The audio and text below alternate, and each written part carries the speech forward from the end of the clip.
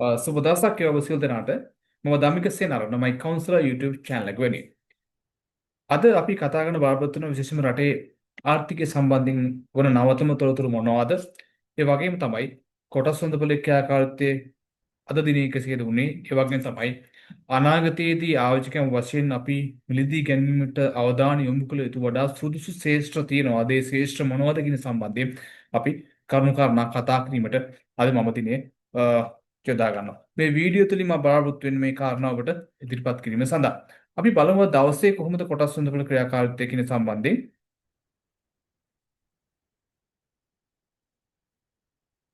අද දවස කොටස් හොඳපොළ ගත්තොත් එහෙම ඔබට පේනවා ඇති සමස්ත කොටස් නිලදර්ශකයේ ඒකක 313.56ක වැඩිවීමක් අද දක්නට ලැබුණා දවස් තුලදී. ඒ වගේම තමයි අ, S&P SL20 ඉන්ඩෙක්ස් එක ඒකක 86ක වැඩිවීමක් තිබ්බා. ඒ වගේම තමයි සමස්ත කොටස් නිලදර්ශකයේ අද දවස් අවසානයේදී සනිටුවහන වුණේ 22445.89ක් කියන අගයක් 0.313ක් කියන්නේ. වර්ෂ අවසානයේ දවස් දෙක තියෙන්නේ අද සහ හෙට. ඒ නිසා අද 30 වෙනිදා අද දිනේදී 0.313ක් වාර්තා කරා කියන්නේ අප් එකක්. මේක හොඳ පොසිටිව් ට්‍රෙන්ඩ් එකක්. මොකද ලබන වසර නැත්නම් 2026 නව වසර ධනාත්මක නෝට් එකකින් පටන් ගනී කියන විශ්වාසය තියෙනවා අපිට. ඒ වගේම තමයි 2023 26 වර්ෂයේ අපිට වඩා හිතකර නැත්නම් ආයෝජක ප්‍රජාවට ඉන්වෙස්ටර්ස්ලට වැදගත් වන්නා වූ නැත්නම් හොඳ රිටර්න් ලබා දෙන නව වසරක් වෙයි කියන විශ්වාසය සහ ප්‍රාර්ථනාව අපිටත් තියෙනවා. ඒ නිසා මේක හොඳ ඉන්ඩිකේටර් එකක්. දවස තුලදී කොටස් වෙනදපළ ඒකක 313.56ක් අද 30 වෙනිදා දෙසැම්බර් 30 වෙනිදා ඉහළ ගියේ එක ඉතාම සුවිශේෂී තත්ත්වයක්. ඒ වගේ තමයි සමස්ත කොටස් දර්ශකයේ වගේම ටර්නෝවර් ගත්තත් අද ඉම්ප්‍රූව්මන්ට් එකක් තියෙනවා. සමස්ත පිරිවැටුම බිලියන 3.48ක්. ඒ කියන්නේ 3.4 බිලියන් සමස්ත පිරිවැටුමක් තියෙනවා. ඒ වගේම තමයි අද විශේෂයෙන් කතා කරොත් වැඩියෙන්ම මිල ඊළඟේ සමාගම් ගත්තොත් විශේෂයෙන්ම අපි ගන්නවා ඩොක්කෑට් සමාගම, බෝගල් ග්‍රැෆයිට් සමාගම, ඒ වගේම තමයි බැංකු සමාගම් වල ක්‍රියාකාරීත්වය අද වැඩිවීමක් දක්න ලැබුණා අපේ සමාගම් දිහා බලද්දී. ඒ නිසා මේ හොඳ ට්‍රෙන්ඩ් එකක් පෙන්වුවා මාකට් එකේ. ජනවාරි ඉඳන් ඉහළට යන්න පුළුවන් පොසිබිලිටි එකක් තියෙන සමාගම් මොනවද කියලා විශේෂයෙන්ම බැංකු සමාගම්, ඒ වගේ හොටෙල් සමාගම් වල මිල වැඩි වුණා. කන්ස්ට්‍රක්ෂන් සම්බන්ධ කම්පැනිස් වල මිල වැඩිවීමක් සිද්ධ වුණා. ඉතින් මේ කාරණාත් එක්ක බලද්දී 2026 වර්ෂය අනිවාර්යයෙන්ම සුබදායි වර්ෂයක් වේ ආරම්භයේ සිටම කොටස් හොඳ බල ආයෝජකයන්ට ඒ වගේ සමස්ත රටේ පුරවැසියන්ටත් මේක සුබදායක තත්ත්වයක් වී රටේ ආර්ථික පවතිනා වූ අලුත් ඉන්ඩිකේටර්ස් නැත්නම් නවතම ආර්ථික තොරතුරු අපි ග්‍රහ කරලා බලද්දී අපි බලමු ඕල්සා ඉන්ඩෙක්ස් එක දිහා.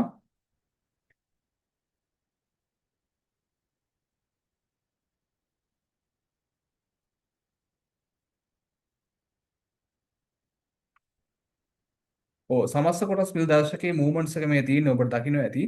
අඛණ්ඩව 1 2 3 4 5 දවස් 5ක ප්‍රයිස් ඉම්ප්‍රූව්මන්ට් නැත්නම් ග්‍රීන් කැන්ඩල් ස්ටික් තමයි අපි වෙන්නේ. මේක පොසිටිව් තත්ත්වයක්. දවස් 5ක් එක දිගට මාකට් එක අප් වුණා ඩ්‍රොප් එකේ සිට. මේක පොසිටිව් තත්ත්වයක්. බලමු අපි RSI කොහොමද තියෙන්නේ කියලා. රිලේටිව් ස්ට්‍රෙන්ත් ඉන්ඩෙක්ස් එක 53 තියෙන්නේ. මේක පහළට ආවා 28ට. දැන් තියෙන්නේ 53 ක්‍රමානුකූල වැඩි වෙමින් යනවා. ගිය සැරේ මාකට් RSI එක සාමාන්‍ය මෙතන 85 87 ලෙවල් එකකින් තමයි ඩික්ලයින් එකක් ආවේ. එතකොට මම කලින් සැරේත් ඔබට කතා කරා අවස්ථා ගණනාවකදීම RSI මේ 30ට යටින් ආපු අවස්ථා තියෙනවා. හොඳ බයින් ලෙවල්ස් තිබ්බේ. ඊට පස්සේ ක්‍රමානුකූලව මේක RSI එක 50 වගේ මට්ටමට එනවා කියන්නේ 50න් උඩ එනවා කියන්නේ බුලිෂ් ට්‍රෙන්ඩ් එකක් ස්ටාර්ට් කරනවා කියන එක. ඒ නිසා RSI එක නාපව 50 ලෙවල් එකකින් උඩට ඇවිල්ලා තියෙනවා. දැන් මෙතන හොඳ ට්‍රෙන්ඩ් එකක් පොසිටිව් අප් ට්‍රෙන්ඩ් එකක් පැහැදිලිව පේනවා මාකට් එකේ. මේක සුවිශේෂී තත්ත්වයක් වශයෙන් අපිට හඳුන්වන්න පුළුවන්. ඒ වගේම තමයි මේ කාරණාත් එක්ක අපි බලද්දී තවත් ඉන්ඩිකේටර්ස් අපිට හඳුන්වන්න පුළුවන්. තව ගොඩක් ඉන්ඩිකේටර්ස් අපිට තියෙනවා. MACD එක බලමු අපි කොහොමද කියලා. MACD ඉන්ඩිකේටර් එක ගත්තත් ඔව් අපි ගත්තොත් මේක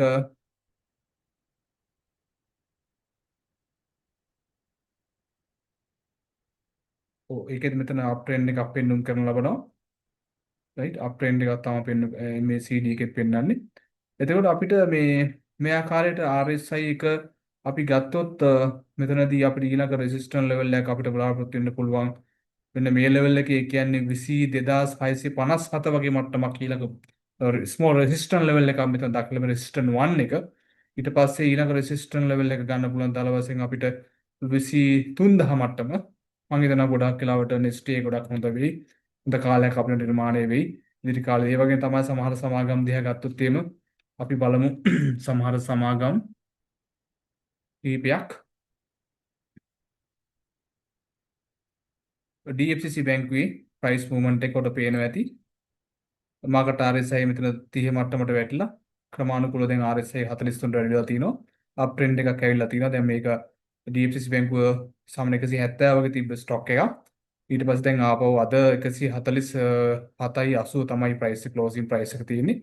ඉතින් ඉස්සරහට ඉම්ප්‍රූව් වීමේ හැකියාව තියෙනවා. මොකද බැංකින් සෙක්ටර් එක සමස්ත වශයෙන් ගත්තොත් ඉදි කාලේදී බැංකුවල ක්‍රියාකාරීත්වය වඩා හිතකර වෙයි. මේ වගේ තමයි අපිට ගොඩක් සමාගම් වල මේ චාර්ට් එක බැලුවොත් අපිට පේනවා සම් ඉම්ප්‍රූව්මන්ට් එකක් හැම ශායකම වගේ. අපි බලමු විස්තරාත්මකව ඉදිරි කාලෙදී මේවා කොහොමද වෙන්නේ කියන කාරණය. ඒ වගේම තමයි රටේ ආර්ථිකයේ වෙන සිදුවීම් සම්බන්ධයෙන් අපි කතා කරමු.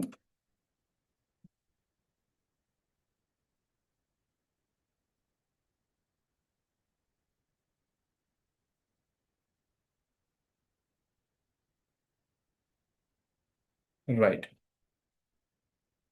එතකොට රටේ ආර්ථිකය සම්බන්ධයෙන් වැදගත් වන්නා තොරතුරු අපි කතා කරමු. මොකද මොනවද තියෙන්නේ කියන කාරණේ. පළවෙනි එක තමයි ඉතිහාසයේ වසරකදී මෙරට පැමිණි වැඩිම සංචාරක සංඛ්‍යාව වාර්තා කරා ඊයේ දිනේදී. ඒ කියන්නේ 2.3 මිලියන් තමයි අපි සංචාරකයන් තිබ්බේ 2018 වර්ෂයේ තමයි ලංකාවේ ගත සංචාරකයන්ගේ වැඩිම වාර්තාගත පැමිණීමක් 2018 වර්ෂයේ වාර්තා කරා. මේ 2018 වාර්තාව බ්‍රේක් කරලා අලුත් වාර්තාවක් තබන්න ලංකාවේ සංචාරක කර්මාන්තයට හැකියාව ලැබුණා. සංචාරක සමස්ත පැමිණීම් ප්‍රමාණය 2.3 මිලියන්. ඒ කියන්නේ 2018 මට්ටමට වඩා ඉහළ මට්ටමක් වාර්තා කරා. මම හිතන්නේ තව දවස් එකක් තියෙන අද සහ හෙට මේ දිනෙත් එක බලද්දි ලංකාවේ ඉතිහාසයේ වැඩිම සංචාරකයන් පැමිණි වර්ෂය වශයෙන් තමයි 2025 වර්ෂයේ අවසාන වෙන්නේ. මේක සුවිශේෂී තත්ත්වයක්. විශේෂයෙන්ම සංචාරක ශේෂ්ත්‍රය ගත්තොත් මේ සංචාරක ශේෂ්ත්‍රයේ නිරතලා ඉන්න රැකියා වල නිරත ඉන්න ඒ වගේම ශේෂ්ත්‍රයේ තියෙන ආයතන හොටෙල්ස් කර්මාන්තයක් වශයෙන් ගත්තොත් එහෙම සැලකිත ප්‍රමාණයක් මේ තුලින් තමන්ගේ ජීවනෝපාය සකස් කරගන්න. ඒ වගේම තමයි රටේ ආර්ථිකයට ඩොලර් උත්පාදනය කරන මාර්ගයක් තමයි සංචාරක ව්‍යාපාරය කියන්නේ. ඒ නිසා සංචාරකයන්ගේ පැමිණීම වාර්තාගතව සිටිනවා කියන්නේ ඒක සමස්ත ආර්ථිකයට හිතකර තත්ත්වයක්. ඒ වගේම හොටෙල් සමාගම් වලටත් හිතකර තත්ත්වයක් බවට පත් වෙනවා. ඒ වගේම තමයි අපේ ඩොලර් රිසර්ව්ස් වැඩි වෙනත් මේක ප්‍රබල හේතුවක් වෙනවා. එතකොට තව නිවුස් එකක් අපිට තියෙනවා. ශ්‍රී Lanka can achieve US dollars billion 300 economy by 2030. කියන්නේ 2030 වර්ෂයේදී ලංකාවේ ආර්ථිකයේ බිලියන US ඩොලර් බිලියන 300 වගේ මට්ටමට වර්ධනය වෙයි කියන ටාගට් එක තමයි අපිට තියෙන්නේ සාමාන්‍ය කර්මාන්ත අමාත්‍යාංශය විසින් ප්‍රෙඩික්ට් කරනවා. සාමාන්‍ය අපේ 2030 වෙද්දී අපේ රටේ ආර්ථිකය ඇමරිකන් ඩොලර් බිලියන 300 දක්වා වර්ධනය වෙයි කියන කාරණා. මේ වගේ ප්‍රෙඩික්ෂන්ස් අපිට තියෙනවා. ඉතින් සංචාරක ශේෂ්ත්‍රය ගත්තත් මේ ටාගට් එකක් තියෙනවා සැලකිලි මට්ටමක. ඒ කියන්නේ 8 බිලියන් US ඩොලර් earn කරන සෝස් එකක් වශයෙන් මේක 2028 වර්ෂයේ වෙද්දී නැංගීමේ ප්ලෑන් එකක් තියෙනවා. මේකත් හොඳ දෙයක්. මොකද රටේ ආර්ථිකය සම්බන්ධයෙන් ගද්දී අපිට ඩොලර් ඉන්කම් සෝසස් තා වැදගත් වෙනවා. මේක කැපිටල් ට්‍රස්ට් රිසර්ච් එකකින් නිකුත් කරපු රිසර්ච් එකක් මම හයිලයිට් කරන්න පාවිච්චි කරේ. banking sector adds to strength it 25,000. දැන් මේ අපි ගත්තොත් බැංකු ශේෂ්ත්‍රයේ පවතිනා වූ මේ growth එක නැත්නම් economic growth එකත් එක්ක banking sector එකේ පවතින මේ ඒ කියන්නේ profitability තත්ත්වය තවදුරටත් වර්ධනය වී කියන කාරණා තමයි මේ පැහැදිලි කරන්නේ. සාමාන්‍ය year on year growth එක 15.6ක් වගේ banking sector එකේ තියෙන assets වල විශේෂයෙන් ගත්තොත් එහෙම ඒ නිසා strong loan and investment assets expansion එක විශේෂයෙන් වැදගත් වෙනවා. අපි දන්නවා banking sector එක විසින් පෞද්ගලික අංශ ලබා දුන් ණය ප්‍රමාණය 1.6 ට්‍රිලියන් දක්වා වැඩි වුණා. මම මේ කලින් වීඩියෝ එකේ කතා කරා. ඒ නිසා banking sector එකේ පවතින මේ banks වල interest income එක වැඩි වෙන්නත් ඒ වගේම තමයි operational income වැඩි වෙන්නත් ඒක හේතුවක් වෙනවා. ඒ වගේම තමයි දෙසැම්බර් end quarter එකේ result ගොඩක් වෙලාවට bank වල වඩා හිතකර තත්ත්වයක් වෙයි. ඒ වගේම තමයි බැංකු සමාගම් වල බොහොම බැංකු සමාගම් පෙබරවාරි මාසයේ වගේ ඩිවිඩන්ඩ් announcements කරනවා. ලාභාංශ නිවේදනය කරනවා. මේ කාරණාත් එක්ක ආයෝජකයන් වශයෙන් මම හිතන්නේ බැංකු සමාගම් වල කොටස් වලදී ගැනීම වඩා හිතකර තත්ත්වයක් නිර්මාණය කරනවා කියන කාරණේ ඔබට පැහැදිලි කරන්න පුළුවන්. විශේෂයෙන්ම මේ ඩිවිඩන්ඩ් එක්ස්පෙක්ටේෂන් එකයි අනාගතයේදී බැංකු සමාගම් වල ප්‍රොෆිටබිලිටි වර්ධනය මේ සියලු කාරණාත් එක්ක බලද්දී අපිට ආයෝජකයන් වශයෙන් බැංකු සමාගම් කෙරේ වැඩි අවධානයක් යොමු කරන්න පුළුවන් කියන කාරණේ මට පෞද්ගලිකව පෙන්වා දෙන්න පුළුවන්. ඒ වගේම බැංකු සමාගම් දිහා ගත්තොත් එහෙම දැනට මේ ඔබ දකින්නේ බැංකු සමාගම් වල පවතින රේෂියෝස් නැත්නම් විවිධ අනුපාතයන්.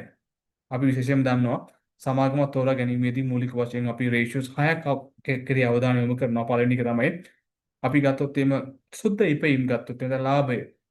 ඒ වගේම තමයි මේ ලාභය පදනම් කරන අපි ගන්නවා සමස්ත සමාගමේ සුද්ධ ඉපයීම් ප්‍රමාණය නිකුත් කළ කොටස් ප්‍රමාණය බෙදපුවම අපිට හම්බ වෙනවා කොටසක ඉපයීම් අගය. අපි කිව්වොත් EPS එක කියලා. මේ EPS අගය ගත්තොත් එහෙම මේ EPS අගය ඉහළ සමාගම් වඩා හොඳයි ආයෝජක වශයෙන් දී ගැනීම සඳහා. ඒ නිසා EPS ඉහළ සමාගම් වැදගත් වෙනවා. ඒ වගේම තමයි මේ EPS එකයි මිලත් වෙළඳපොළ මිලයි ගලපලා අපි යොදා ගන්නා සාදා ගන්න අනුපාතයක් තියෙනවා. අපි ඒකට කියනවා මිල ඉපයීම් අනුපාතය. නැත්නම් price earning ratio කියන එක. මේ price earning ratio එක ඉතා අඩු මට්ටමක පවතින සමාගම් හිතකරපත් සමාගම් වෙනවා ආයෝජනය සඳහා. ඒ වගේම තමයි dividend yield එක. කොච්චර ලාභාංශ ප්‍රමාණයක් අපිට percentage wise ගෙවනවද කියන කාරණේ. ඒ වගේම තමයි dividends per share කොටසකට කොච්චර ලාභාංශයක් rupees value වලින් ගෙවනවද කියන කාරණා. ඒ වගේම තමයි net asset නැත්නම් කොටසක පොත් අගය book value per share කියන කාරණේ කොටසක පොත් අගය. ඒ වගේම තමයි මිල පොත් අගය. ඒ කියන්නේ වෙළඳපොළ මිලත් එක්ක ගලපලා මේ පොත් අගය net asset එකත් එක්ක ගත්තම මේ අගය කොතරම් ප්‍රමාණයක් වෙනවද කියන කාරණේ. ඒ වගේම තමයි return on equity කියන රේෂියෝ එක. මෙන්න මේ රේෂියෝ 6 තමයි අපි ප්‍රධාන වශයෙන් කොටස් වෙළඳපොළ තුළ සමාගමක සිද්ධාන්ත අධ්‍යයනය තුළ නැත්නම් fundamental analysis වලදී භාවිතා කරන රේෂියෝස් 6. ඒ නිසා බැංකුත් එක්ක බලද්දී මේ රේෂියෝ අපි ඇප්ලයි කරලා කොහොමද මේ හොඳ බැංකුවක් තෝරගන්න කියන කාරණේ ඔබට පැහැදිලිව පෙන්වන්න මට පුළුවන්. අපි ගත්තොත් එimhe අමානත් බැංකුව ගත්තොත් එimhe කොටසක ඉපයීම් අගය ගත්තොත් ඒ තියෙන්නේ රුපියල් 4.711ක් වෙනවා. ඒ වගේම තමයි price earning ratio 9.16යි. ඒ වගේම තමයි dividend per share 1.36යි. dividend yield එක 4.4.41යි. net asset value per share කොටසක සුද්ධවත්කම් වගේ දිනවා 44.84ක් අමානා බැංක් එකේ වෙළඳපොලේ පවතින්නේ 29ට ආසන්න අගයක්. ඒතර මේ කාරණාත් එක්ක බලද්දී price to book value එක 0.6 එකට අඩුයි. ඒ කියන්නේ net asset එකට වඩා අඩුයි වෙළඳපොළ මිල price to book value එක 0.6යි තියෙන්නේ. return on equity තියෙනවා 9.16යි. එතකොට net asset එක 84 cents වෙළඳපොලේ තියෙන්නේ රුපියල් 29 වගේ. මේක under value සමාගමක්. අනිත් පැත්තෙන් ගත්තොත් කොමර්ෂල් බැංක් ගත්තොත් කොමර්ෂල් බැංක් එකේ කොටසක තියෙනවා EPS අගය කොටසක ඉපයීම් අගය 43යි රුපියල් 43.76යි. ඒ වගේම තමයි price earning ratio එක තියෙනවා 5.88 PR එක 5.88ක්. එතකොට අපි dividend per share එක තියෙනවා 9.50ක්. ඒ වගේම තමයි dividend yield එක තියෙනවා මෙතන dividend yield එක percentage එකක් වශයෙන් 4.78ක ලාභාංශ ප්‍රාදාවක් තියෙනවා. එතකොට commercial bank net asset value 194.53ක් තියෙනවා. මිල පොත් අගය 1.1යි net asset එකට වටයක් වැඩිපුර තියෙන්නේ. එතකොට return on equity 22.4ක් තියෙනවා. නමුත් සාමාන්‍ය අපි ගත්තොත් එimhe ගොඩක් ඔබට පේනවා ඇති පෞගේ දවස්වල වෙළඳපොලේ ගණනුණු මූල්‍ය සමාගම් බැංකු නොවන මූල්‍ය සමාගම් බොහොමයක් net asset එක වගේ දෙගුණයටත් වඩා ඉහළ ගණනුණු වුණා.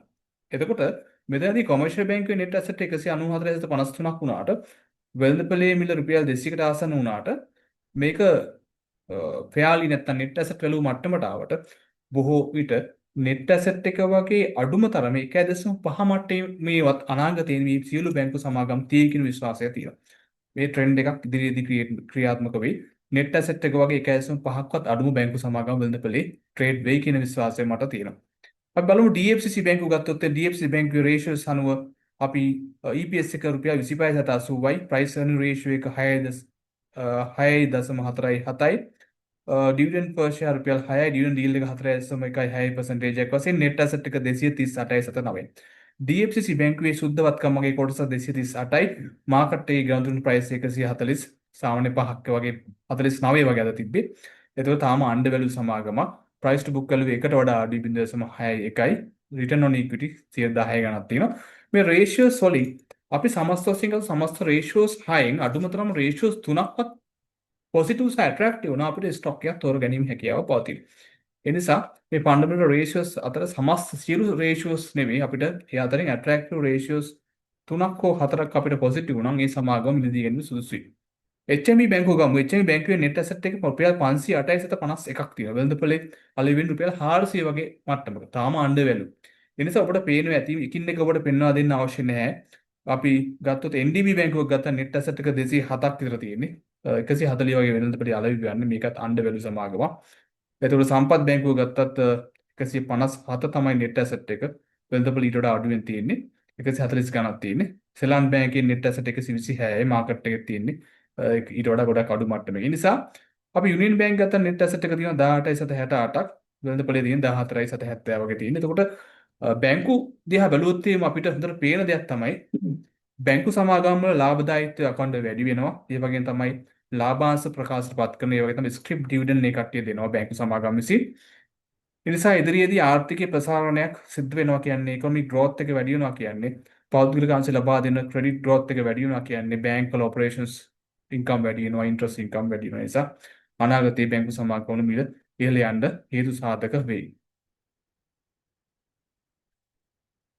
අපි මේ කලින් කතා කරපු දේ Sri Lanka breaks tourism record 2.3 million එක ඇතරම මේ මම කිව්ව කලින් කාරණේ 2018 තිබ්බේ 23,33,696. ඒක ඊයේ දිනේදී 23,33,797 මට්ටමින් එහාට ආවා. එතකොට මේ ලංකාවට පැමිණියේ සංචාරකයා තමයි මේ පෙන්වන්නේ. මේ රෙකෝඩ් බ්‍රේකින් මාක් එක සහින්තුහාන් කරපු සංචාරකයා. ඉතින් මේ කාරණා ඉතාල වැදගත්. එතකොට ඔබට මේ පේන වැඩි ටුවරිසම් රයිවල් එක ගත්තොත් ඒ මාස 90 මේ මුලින් තියෙන්නේ 2018 වර්ෂේ. ඊට පස්සේ දම් පාටින් තියෙන්නේ 2024 මේ කොළ පාටින් තියෙන 2025 වර්ෂයේ සංචාරකයන්ගේ පැමිණීම. ඔබ දකින්න ඇති මේ කොළ පාටින් පේන 2025 වර්ෂයේ මාස් පතා ගත්තත් සංචාරකයන්ගේ වර්ධනයක් පැමිණීමේ වර්ධනයක් තිබ්බා. ඒක සුවිශේෂී තත්ත්වයක් 2018 සාපේක්ෂවත් අපි වැඩියකයක් වාර්තා කරනවා. නොවැම්බර් මාසේ ගත්තත් මේ කොළ පාටි පෙන්වන්නේ 2025 වර්ෂයේ සංචාරකයන් පැමිණි නොවැම්බර් මාසේ. එතකොට 2024 තියෙන දම් පාටින් 2018 තමයි මේ ලානිල් පාටින් තියෙන්නේ. බලද්දි මාස් පතා ගත්ත සංචාරකයන්ගේ පැමිණීම කොහොමද කියලා අපිට මේකෙන් බලා ගන්න පුළුවන්. එතකොට ශ්‍රී ලංකාව සහ මෝල්ඩිව්ස් ගත්තොත් එහෙම අපිට සංචාරකයන් පැමිණීම ගත්තොත් මෙතන ගත්තොත් එහෙම අපි දෙසැම්බර් as of 8 දෙසැම්බර් 8 වෙද්දී සංචාරකයන් ලංකාවට පැමිණලා තිනවා 2.15 ඒ කියන්නේ 2.1 මිලියන. ඒ කියන්නේ 21,53,815. તો බංග්ලාදේශය ගත්තොත් එහෙම බංග්ලාදේශය ඇවිල්ලා තියෙන්නේ 20,73,218ක් 2.1 මිලියන් වගේ. රයිට්. එතකොට අපිට පුළුවන් මේ අතර බලුවොත් අපි මේ මෝල්ඩිව්ස් වලට වඩා අපි ඉහළ මට්ටමක සංචාරක පැමිණීමක් තියෙනවා. මේක හොඳ වාතාවරණයක් තමයි සංචාරක ශ්‍රේෂ්ඨ වශයෙන් ගත්තොත් එහෙම. ඔබ මේ දකින්නේ මෝල්ඩිව්ස් මේ තියෙන ලා නිල් පාටින් කොළ පාටින් නිල් පාටින් තියෙන ශ්‍රී ලංකාවේ සංචාරකයන් පැමිණීම මේ මාස් 90 අපි මෝල්ඩිව්ස් වලට වඩා හැම මාසෙම වගේ ඉහළින් ඉන්නවා. මේකත් හොඳ තත්ත්වයක්. අපි මේ කම්පැරිසන් එක කරන එක වටිනා රටවල් දෙක අතරත් මොකද මෝල්ඩිව්ස් කියන්නේ සංචාරකයන්ගේ පාරාදීසයක්. ඉතින් අපි මේ මට්ටමට වඩා උඩ මට්ටමට ඇවිල්ලා තිනවා. අපේ ලංකාව වශයෙන් සංචාරක ශ්‍රේෂ්ඨයේ තියෙන ජයග්‍රහණයක් වශයෙන් මේක හඳුන්වන්න පුළුවන්. එතකොට අපි ගත්තොත් මේ සංචාරක පැමිණීමත් එක්ක ලංකාවේ ලිස්ටඩ් නැත්නම් කම්පැනිස් වල පර්ෆෝමන්ස් කොහොමද කියලා බැලුවොත් උඩ පේනවා ඇති. මේ ඉයෝන් EPS ගත්තොත් රේණුකා සිටි හොටෙල් 653 growth එක, සිලෝන් හොටෙල් කෝර්පරේෂන් 467% growth එක. මේ ආකාරයට මේ EPS growth එක තියෙන කම්පැනිස් මේ පෙන්වන්නේ. right? ඉයෝන් EPS growth එක තියෙන කම්පැනි පේනවා අපිට. right? අපි ගත්තොත් කීස් හොටෙල්ස් කම්පැනි එක තියෙනවා. right? Keys Kandy hotel company එක. ඊට පස්සේ බ්‍රවුන් බීච් හොටෙල් සර්විසස් වල වර්ධනයක් 117ක, රීප් එකේ 100ක වර්ධනයක්, CITW පස්කඩු 71ක, ටැන්ජරින් බීච් 145 growth එකක්, ඊඩන් එකේ 139 growth එකක්. එතකොට HPL වල 133 growth එකක්, කීස් හොටෙල් ලිමිටඩ් වල 124 growth එකක්, ජෙට් ට්‍රින්ස් වල 15ක්, කොනේෂන් 12ක්. මේ ආකාරයට අපිට පොසිටිව්. ඒ කියන්නේ ගොඩක් සමාගම් ගත්තොත් හොටෙල් සමාගම් රීපර්බිෂ්මන්ට් වලට ගියා. ඒ වගේම තමයි පෞගිය අවුරුදු ගණන් වල තිබ්බ ලොසස් රිකවර් කරගෙන ක්‍රමානුකූලව මේ ප්‍රොෆිට් මට්ටමට ඇවිල්ලා තියෙනවා. මේක සුවිශේෂී තත්ත්වයක්. ඒ නිසා ඉදිරි කාලයේදී ගොඩක් හොටෙල් සමාගම් වල ලාභදායීත්ව වාර්තා කරයි. ඒ වගේම තමයි ලාභාංශත් ඉදිරි කාලයේදී හොටෙල් සමාගම් වලින් නිවේදනය කරයි.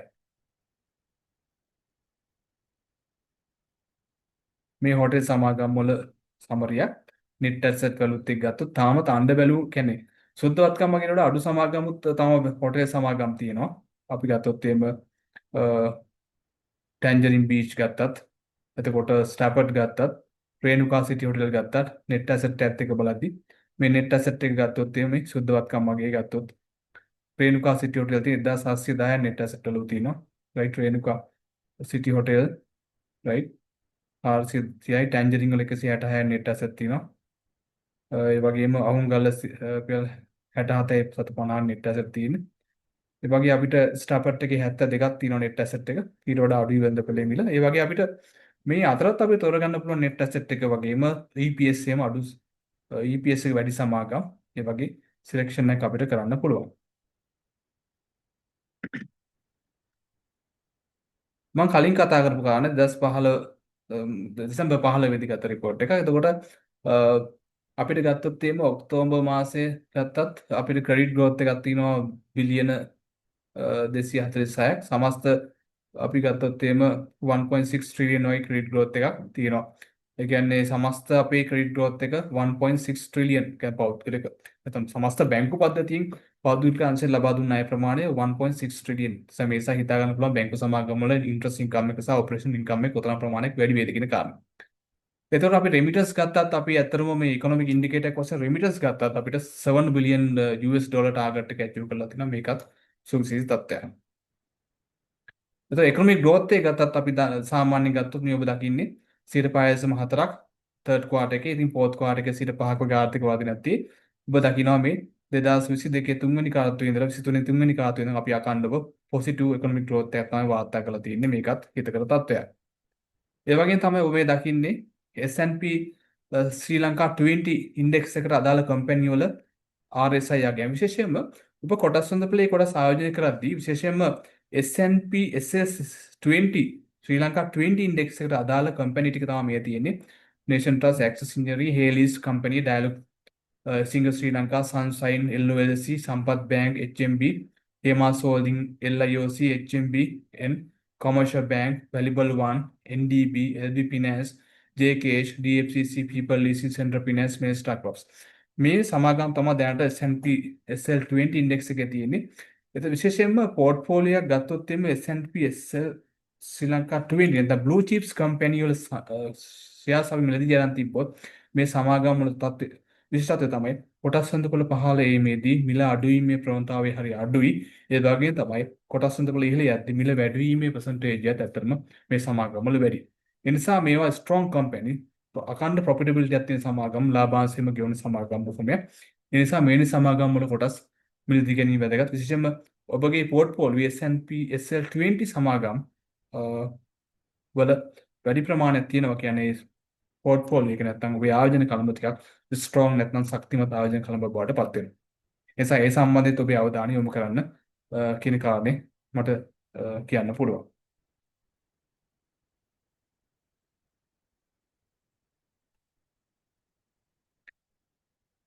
අද දිනේදී අපිට කතා කරන්න තියෙන මේ කාරණා ටික මම පැහැදිලි කරා ඔබට අකණ්ඩව මගේ වීඩියෝ තුලින් රටේ ආර්ථිකයට මොකද වෙන්නේ කියන කාරණේ සම්බන්ධයෙන් විශේෂයෙන්ම ආර්ථික සම්බන්ධයෙන් ආර්ථික ඉන්ඩිකේටර්ස් එක්ක නිතරම අපි ගැලසෙන අපි නිතරම පරීක්ෂණ කරන කොටසක් වශයෙන් මේ ආර්ථිකයේ තියෙන ඉන්ඩිකේටර්ස් එක්ක රටේ ආර්ථිකය කොහොමද ප්‍රගමණය වෙන්නේ කියන කාරණේ සම්බන්ධයෙන් ඔබව දැනුවත් කිරීම අපේ යුතුකමක් වෙනවා.